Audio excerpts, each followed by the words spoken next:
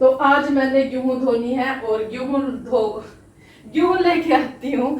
तो अभी तो ये खाली है, तो इसमें गेहूं लेके आते हैं। चलो, तो ये ले आई भाई मैं गेहूं, ये देखिए। वाह, तो इसको बाहर बैठ के ही धोएंगे। गेहूं को आटे के लिए धुलना सुखाना वैसे तो बहुत आसान होता है, पर जुलाई और अगस्त में बरसात का मौसम रहता है और मौसम में बहुत ज़्यादा नमी रहती है, तो जिसके कारण गेहूं को धोना और सुखाना मुश्किल हो जाता है। और अगर हमारी गेहूं जो हम धुलते हैं जो प्रॉपर तरीके से अच्छी तरह से नहीं सूख पाती, तो उसमें कीड़े बहुत आसानी से लग जाते हैं, जिसकी रोटी ना तो अच्छी बनती है, देखने में भी अच्छी नहीं लगती और खाने लायक तो वो होती नहीं। जब आटे में कीड़े हो जाएंगे तो वो खाना बिल्कुल बेकार है, किसी काम का नहीं है। और गेहूं भाई इस तरह से मिनटों सेकंडों में धो के सुखा लेना काफ़ी हिम्मत का काम है। तो जो हम आपके लिए ये वीडियो लेके आए हैं ये वही है भाई, गेहूं को बहुत ही आसानी से कैसे धोएं, कैसे सुखाएं, जिससे कि हमारा काम आसान हो जाए, है ना, और साथ के साथ गेहूं सूख जाए। तो चलो जी, गेहूं को धो लेते हैं। गेहूं ले आई थी और ये ना 10-12 किलो के करीब गेहूं है। तो क्योंकि आजकल के मौसम में ख़ास तौर पे जुलाई और अगस्त में हमें ज़्यादा गेहूं नहीं पिसवानी चाहिए। कम से कम 20 दिन की गेहूं आप पिसवा सकते हो। आटा 20 दिन का आटा जिससे बन जाए इतनी का आप गेहूं पिसवा लो, है ना। नहीं तो फिर वही है, मौसम, नमी और फिर आटे में फफूंदी, कीड़े, इस तरह के जो फंगल्स हैं बहुत ही आसानी से लग जाते हैं और वो रोटी भाई, उस आटे से बनी रोटी किसी काम की नहीं होती। तो गेहूं धोने के लिए हम बैठ गए थे और ये जैसे कि मैंने बताया 10 से 12 किलो ये गेहूं है और इसको मैंने एक थोड़ा बाल्टी में निकाल लिया और थोड़ा ये मैंने तसले में ले ली, जिससे कि ये बड़ी आसानी से धुल जाएगी। तो इस तरह आप भी थोड़े थोड़े गेहूं 2 हिस्सों में बांट लेना। और हमने गेहूं को ज़्यादा देर पानी में नहीं छोड़ना। कई करते हैं कि मिट्टी गल जाएगी और गेहूं में पानी भर के छोड़ देते हैं 15-20 मिनट के लिए, आधे घंटे तक वो पानी में गेहूं पड़ी ही रहती है। तो हमने ऐसा नहीं करना, तुरंत के तुरंत हमने गेहूं में पानी डालना है रगड़ के, जिससे गेहूं को धोना है, सारी गंदगी निकल जाएगी, जो मिट्टी होगी वो भी पिस जाएगी, पानी में घुल जाएगी और बहुत ही आसानी से निकल जाएगी। तो आपको रखने की कोई भी ज़रूरत नहीं है इसको पानी में, साथ के साथ धो और पानी इसमें से निकाल दो, ताकि गेहूं के अंदर ज़्यादा पानी ना जाए, जो गेहूं है ज़्यादा पानी ना सोखे। तो इस तरह से 2-3 बार आपने गेहूं को धो लेना है। जब आप 2-3 बार इस तरह से गेहूं को धो लोगे तो इसमें से जितनी भी धूल, मिट्टी, गंदगी है वो सारी निकल जाएगी। आपको अलग से फिर गेहूं साफ़ करने की ज़रूरत है ही नहीं कि आपको इसे दोबारा से साफ़ करना है, सुखा के फिर जाके ये चक्की में भेजना है, ऐसा नहीं है। ये साफ़ होगी सारा, इसमें जो भी धूल मिट्टी थी और जो भी वैसे गेहूँ के जो थोड़े बहुत तो वो होती है ना, क्या बोलते हैं उसको, जो भी है, तो डंठल, वो सब यहीं निकल गए। तो अब मैंने ये गेहूं इसमें से निकालना शुरू कर दिया। जैसे कि मैंने कहा है, गेहूं को ज़्यादा देर के लिए पानी में नहीं छोड़ना है। तो ये टब भाई एक साइड से टूटी हुई है, तो इसमें ये पानी रुकेगा नहीं, पानी तुरंत के तुरंत बाहर जा रहा है। तो इसीलिए मैंने ये टब ले ली थी, ताकि नहीं तो फिर कुछ और लेना पड़ता। पानी टूटी हुई टब में से पानी जा रहा है, तो इसलिए आप गेहूँ को पानी में से तुरंत ही बाहर निकाल लोगे, है ना। तो ये गेहूं हमने सारी पानी में से निकाल ली है और जो दूसरी है तो उसको भी ले लेते हैं, है ना, जो बाल्टी में रखी है थोड़ी बहुत और गेहूं। तो इस तरह से काम आसान भी हो जाता है। अगर हम एक बार में ही इसको धोते तो ना तो इसमें से धूल मिट्टी निकलती और ना ही सही तरीके से गेहूं धुल पाती। तो कहीं ना कहीं जो गेहूं हम धो रहे हैं उसमें गंदगी रहने के चांस पूरे थे। तो इस तरह हमने थोड़ी थोड़ी गेहूं ले ली है 2 हिस्सों में करके, है ना। तो अब ये इसमें जितनी भी धूल मिट्टी है धीरे धीरे वो भी निकल रही है। तो इसी तरह से मैंने इस गेहूँ में भी ज़्यादा देर तक पानी नहीं रखा और फटाफट से धो के अच्छे से रगड़ के जो भी मिट्टी की जो डली वगैरह थी वो अच्छे से मतलब टूट गई, खुर गई, मिट्टी बन के पानी के साथ बाहर आ गई। इसमें ज़रा सी भी कोई भी संभावना नहीं है कि इसमें पीछे कोई धूल मिट्टी रहेगी।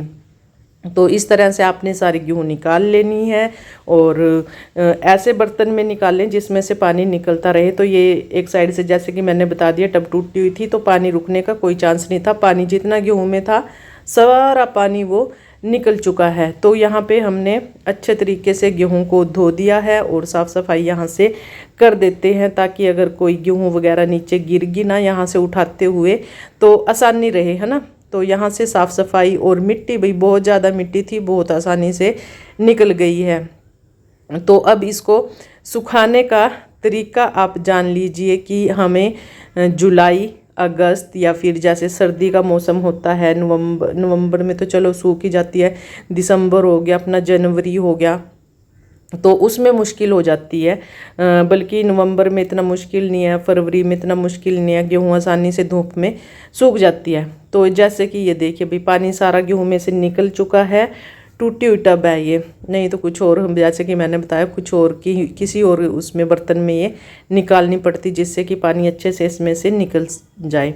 तो गेहूँ में से पानी पूरा निकल गया और ये गेहूँ हमने ले ली भाई इस तरह से कैरी बैग में ले ली। आपके पास कोई चुन्नी हो, कोई कॉटन का कपड़ा हो तो थोड़ी थोड़ी करके भाई आपने गेहूँ इसमें से ले लेनी है। जैसे कि 3 से 4 किलो हो सके तो 3-3 किलो ले सकते हो आप, या तो बस मतलब 4 किलो से ऊपर आप गेहूँ नहीं लोगे, नहीं तो भाई आप या फिर आपकी जो मशीन का वेट है आप उसके हिसाब से लोगे।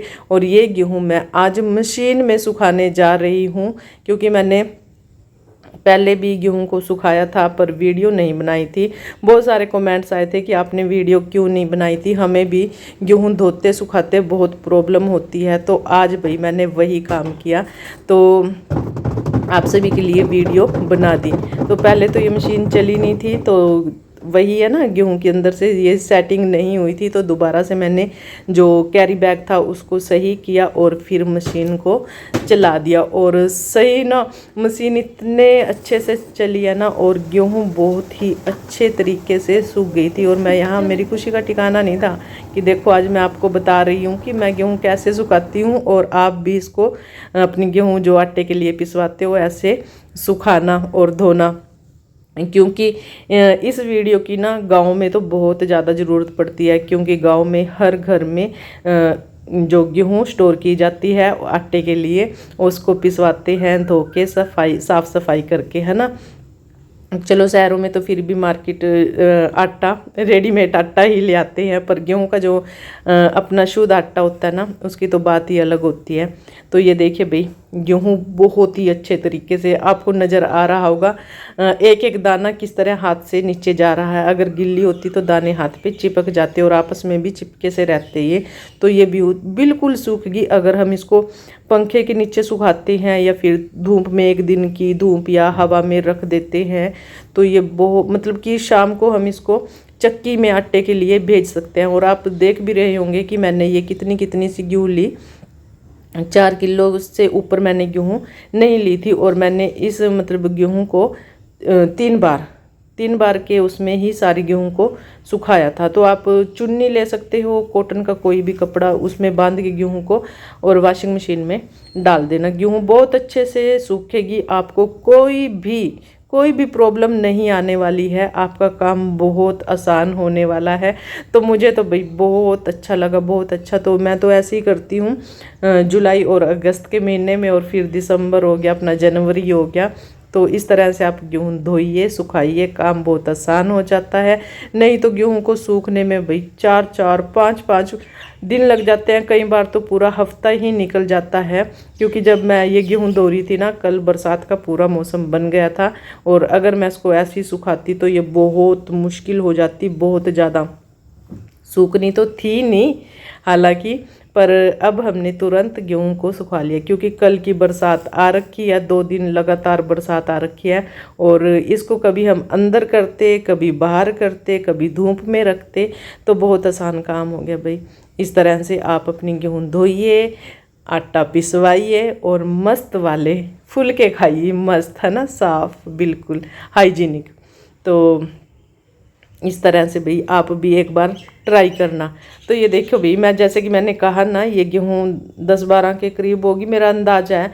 तो मैंने 3 बार में इस गेहूँ को सुखा लिया था, क्योंकि मुझे पक्का नहीं पता कि गेहूँ कितनी को होगी, पर मेरा अंदाज़ा था कि ये मतलब 3 बार मैंने इसमें सुखा ली, थोड़ी थोड़ी करके। तो गेहूँ आप देख भी रहे होंगे भाई, बिल्कुल सूख गई। और अभी इसको सुखाने के लिए बाहर भी जाएंगे, है ना। तो हवा लगानी तो भाई ज़रूरी है, देखो, है ना। तो इस तरह से हमने ये कॉटन की चादर ले ली है। तो अगर आपके पास मंजा खाट चारपाई हो तो आप चारपाई पे भी गिरा सकते हो। फिलहाल चारपाई तो थी, पर मैंने ये सोचा कि चलो यहीं नीचे गिरा देते हैं, गेहूँ सूख गई है, ज़्यादा टाइम नहीं लगेगा। तो यहाँ मैंने ये कॉटन की चादर बिछा ली है और गेहूँ ले आई थी मैं उठा के।